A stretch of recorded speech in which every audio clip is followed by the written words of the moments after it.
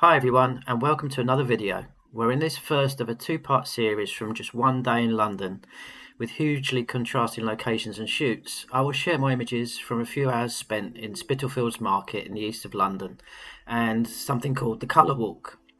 But first, the day before and deciding what kit to take. Okay, so I'm off on a day trip to London tomorrow, which means I need to work out what to take in my bag. Now we're myself and a friend are going down for a couple of shoots. We're going to go and see the Colour Walk for the first time, which is street photography, as you'd expect in London. But it's I'll put some details on the screen actually. It's where people who like to dress up bright and colourfully gather on the third Thursday of every month and do a walk around the Spitalfields area. So we're going to go and check that out, which means that I need to work out what to take and what not to take. So trying to keep it light, obviously for fibro, fatigue reasons, etc., because it's going to be a challenging day. First thing I'm not going to need, I don't think, will be my ND filters, so they can stay here.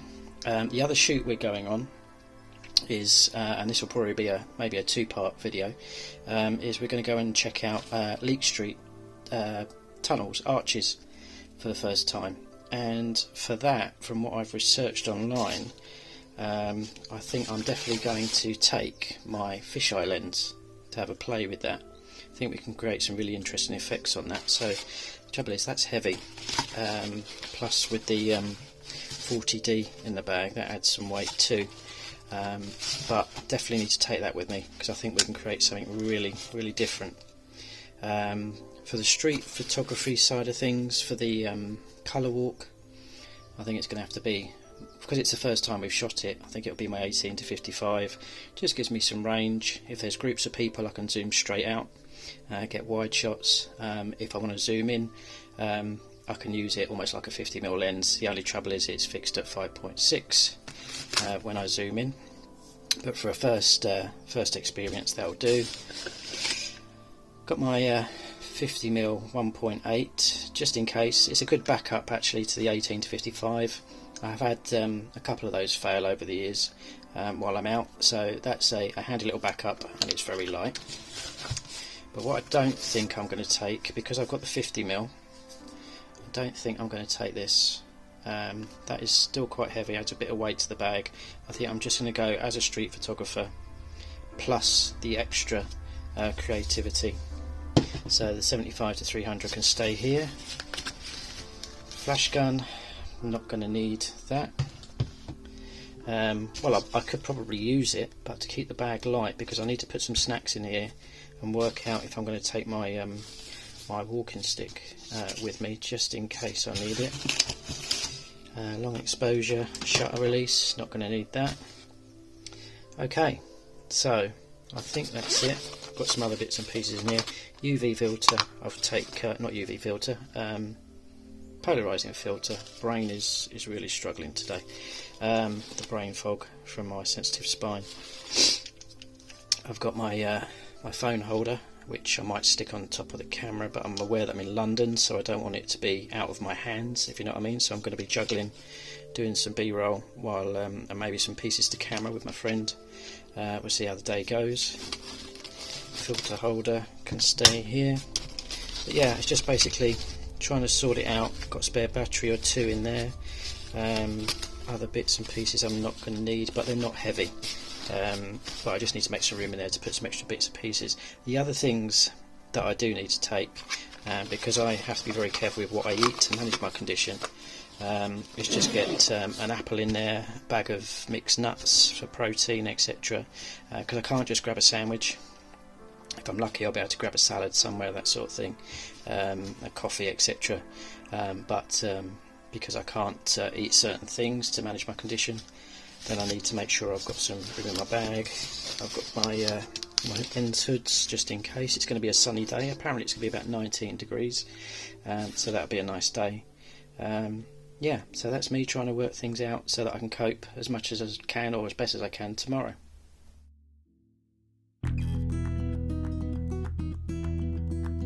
Knew undertaking this shoot was going to be a major challenge.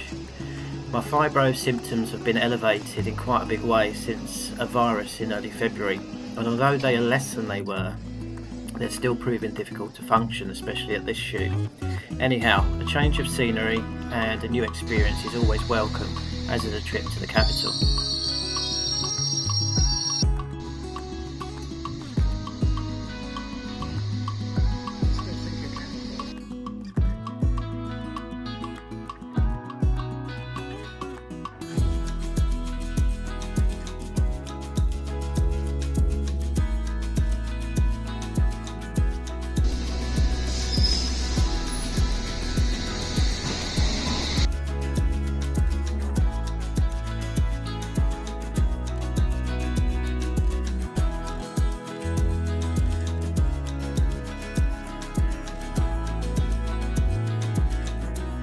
We arrived at Spitalfields market early, so grabbed a coffee and sat shooting out the cafe window before taking a stroll around the stalls.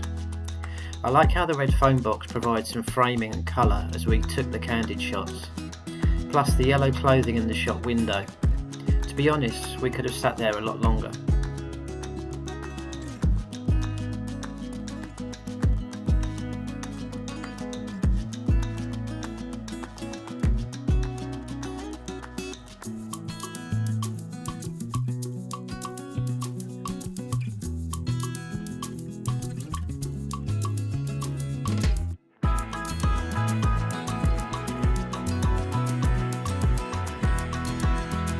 People started arriving for the colour walk around midday, and the gathering built for the official start at 1 PM.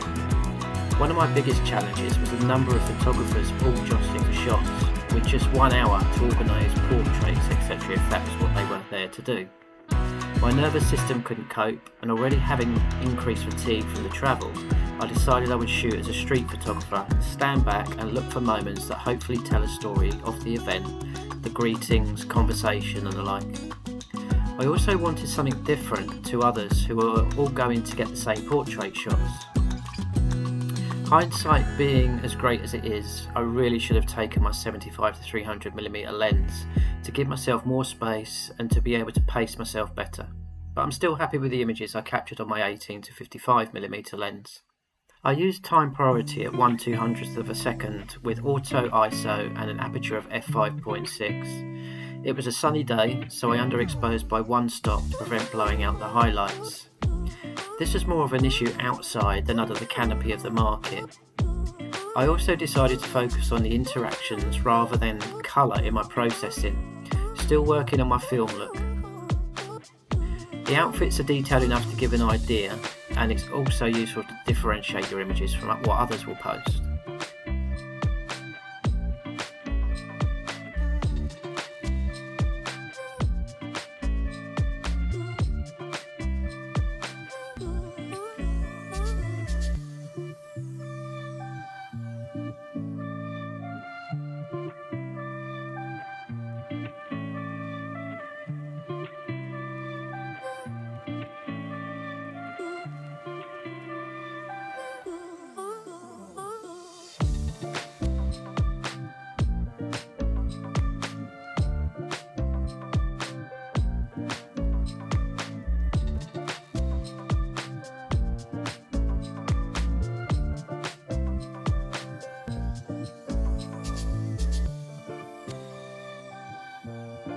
As the crowd swelled, I was physically and mentally done, and I stepped right back.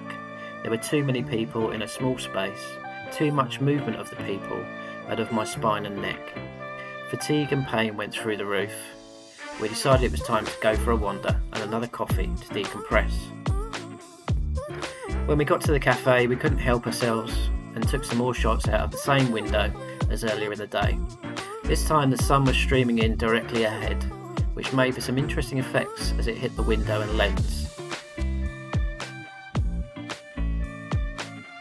We did return for the Colour Walk group shot finale at 2 PM, and I was protecting what little function I had left, knowing that we were going on to another location later. So I opted for the view from behind the group, with a few photographers on a balcony above, and I captured a few more moments as the group dispersed.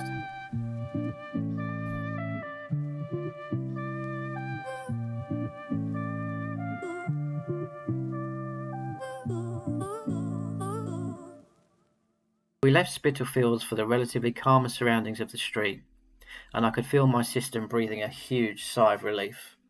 My head was spinning and my vision and coordination were struggling as we slowly headed to the tube. I took some more phone street shots during our journey to our second and much calmer location, but more of that in part 2.